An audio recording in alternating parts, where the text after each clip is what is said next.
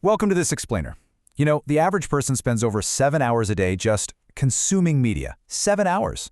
I mean, think about that for a second. From the literal second your alarm goes off, chances are you've already scrolled an app, caught a morning news segment, or at least skimmed some digital headlines, right? We are living in an era where media consumption is just inescapable. It represents one of the most dynamic, omnipresent relationships in modern life. It's kind of like a pulse, constantly beating right there in the background of absolutely everything we do. But here's a massive question that I want you to just hold in your mind as we go through this today. Who is really shaping who here?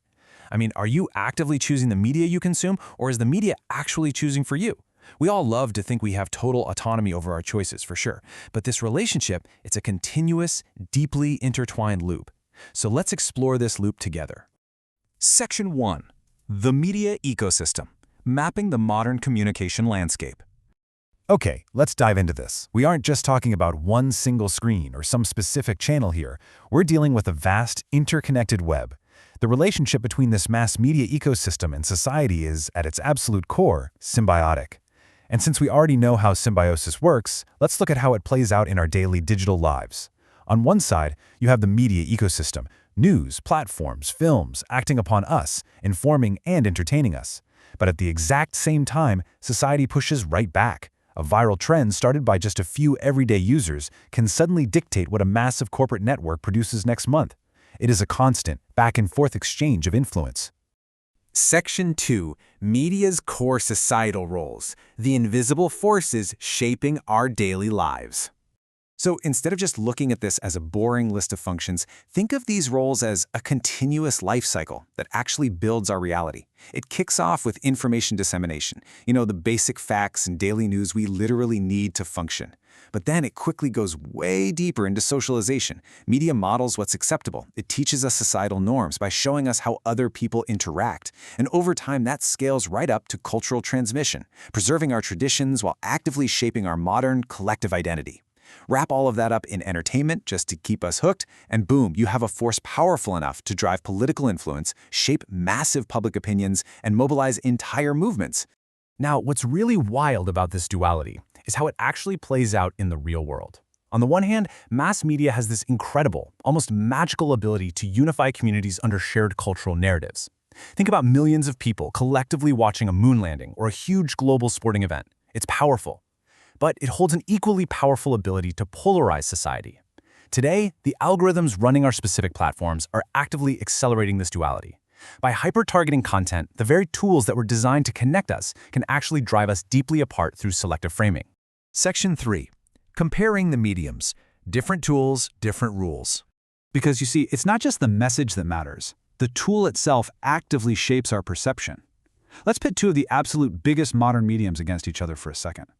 Television relies heavily on combining visuals and sound to create massive appeal. It's centralized, it's powerful, but because it relies on capturing widespread attention really quickly, it definitely has a tendency to sensationalize things. Then, on the flip side, we have social media. Now, social media enables unprecedented interactive participation and a truly global reach. But because it's decentralized and totally user-driven, it carries a huge, massive risk for spreading misinformation. And this brilliantly illustrates the wider landscape. Every single medium out there has a distinct strength and a corresponding limitation. Just look at the extreme ends of the spectrum here as an example. You've got newspapers and magazines which provide fantastic depth, context, and credibility, but they're struggling with declining readership. And then on the complete opposite side, you have the internet. It creates amazing global connectivity and this unparalleled diversity of thought, but it frequently results in a complete, overwhelming overload of data. Literally, each piece of our media diet comes with its own major trade-offs. Section 4. The modern media challenges, the friction in the system. Remember that symbiotic loop we were talking about earlier? Well, it is far from flawless. We really have to acknowledge the dark side of this loop. As technology has rapidly evolved, the gears of this interconnected web are experiencing some serious friction.